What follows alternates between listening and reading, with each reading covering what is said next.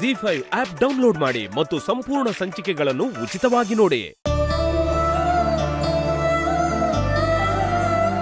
ಯಜಮಾನ್ ಎಷ್ಟೊತ್ತಾದ್ರೂ ಫೋನೇ ಮಾಡ್ಲಿಲ್ವಲ್ಲ, ನಾನೇ ಅವ್ರಿಗೆ ಫೋನ್ ಮಾಡ್ಲಾ? ಬೇಡ ಬೇಡ, ಸಮಯ ನೋಡಿಕೊಂಡು ಅವರೇ ಫೋನ್ ಮಾಡ್ತಾರೆ.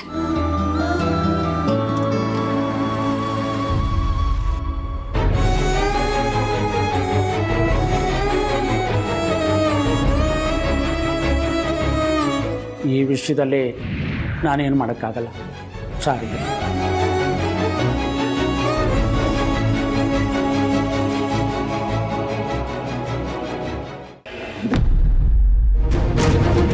ಪ್ರೀತು, ಎಲ್ಲ ಲಗೇಜ್ ಇಟ್ಟಾಗಿದೆ. ಮತ್ತು ಅಲ್ಲಿನ ಊಟ ತಿಂಡಿ ನೀನು ಒಗ್ಗಲ್ಲ ಅಂತ ನಮ್ಮವ್ರಿಗೆ ಫೋನ್ ಮಾಡಿ ಹೇಳಿದ್ದೀನಿ. ಅವರೆಲ್ಲ ವ್ಯವಸ್ಥೆ ಮಾಡ್ತಾರೆ, ನೀನೇನು ಯೋಚನೆ ಮಾಡಬೇಡ. ಓಕೆ? ಹಾಗೆ ಪ್ರೀತು, ಅಲ್ಲಾಗಿರೋ ವ್ಯವಸ್ಥೆಯಲ್ಲಿ ಊಟ ಏನಾದರೂ ಮೆಚ್ಚಲಿಲ್ಲ ಅಂತಂದರೆ ನಿನಗೆ ಚಟ್ನಿ ಪುಡಿ ಮೊಸರು ಇದ್ದುಬಿಟ್ರೆ ಆರಾಮಾಗಿ ಊಟ ಮಾಡ್ತೀಯಲ್ಲ, ಅದಕ್ಕೆ ಚಟ್ನಿ ಪುಡಿನೆಲ್ಲ ಪ್ಯಾಕ್ ಮಾಡಿಕೊಟ್ಟಿದ್ದೀನಪ್ಪ.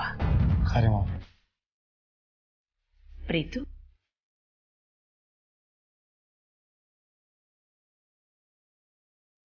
ಪ್ರೀತು, ನಾನು ಹೋಗಬೇಡ ಅಂದ ಕಡೆ ನೀನು ಹೋಗಿದ್ದಕ್ಕೆ ನಾನು ನಿನ್ನನ್ನು ಬೈದೆ. ಅದನ್ನೇ ಮನಸ್ಸಲ್ಲಿ ಇಟ್ಕೋಬೇಡಪ್ಪ. ಈ ನಿನ್ನ ಅಮ್ಮನ ಮೇಲೆ ಬೇಜಾರು ಮಾಡ್ಕೋಬೇಡ ಕಣೋ.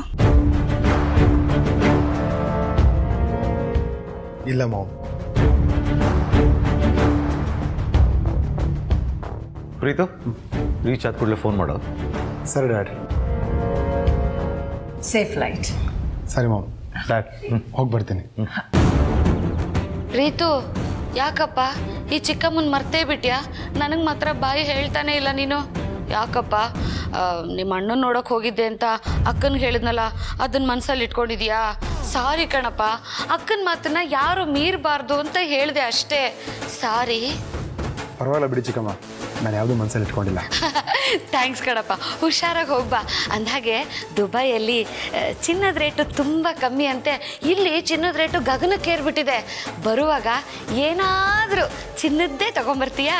ದಾಮಿನಿ, ಅವ್ನು ಹೋಗ್ತಿರೋದು ಕೆಲಸದ ಮೇಲೆ, ಶಾಪಿಂಗ್ ಅಲ್ಲ. ಒಂದು ಸಣ್ಣ ಉಂಗುರ. ನೀವು ಹೊರಡಪ್ಪ, ಟೈಮ್ ಆಗ್ತಿದೆ. ಸರಿ ಮಾಮ್.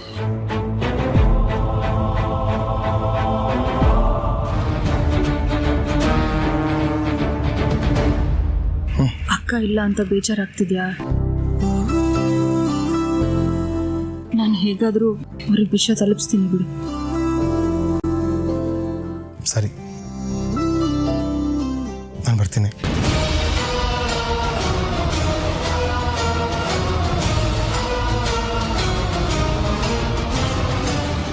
ಯಾಕೋ ಅದಕ್ಕೆ ಹೇಳ್ದೇನೆ ಹೋಗಕ್ಕೆ ಮನಸ್ಸೇ ಆಗ್ತಾಯಿಲ್ಲ. ಹೇಗೆ ಹೇಳ್ತೀಯ ಪ್ರೀತು?